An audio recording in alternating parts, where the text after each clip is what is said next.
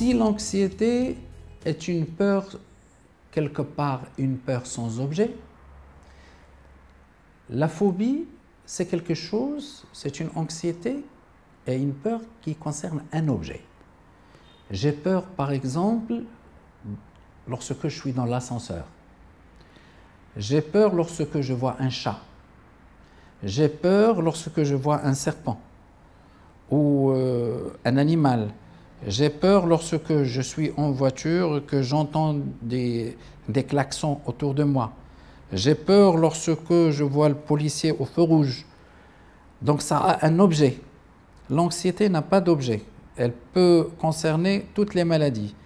Mais par contre, lorsque on dit que c'est une phobie, ça a un objet.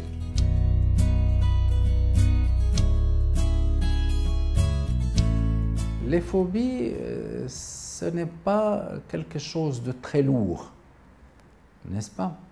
Avoir peur des hauteurs, ce n'est pas avoir des hallucinations, hein? Ça n'a rien à voir. Ce n'est pas avoir une névrose structurée.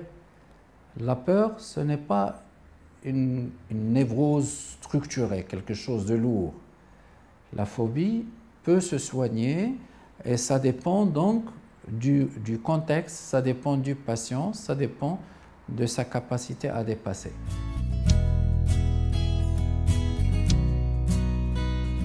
Non, le problème, c'est que ça renvoie à autre chose, la phobie.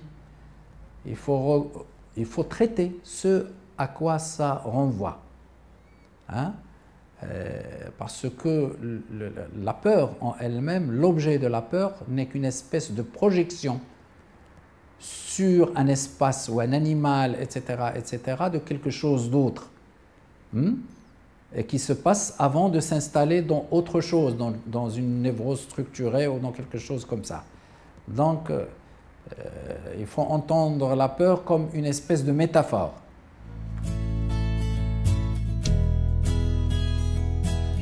Elle peut évoluer, et on espère bien, toujours dans le bon sens, c'est-à-dire lever les phobies et traiter ce qu'il y a derrière.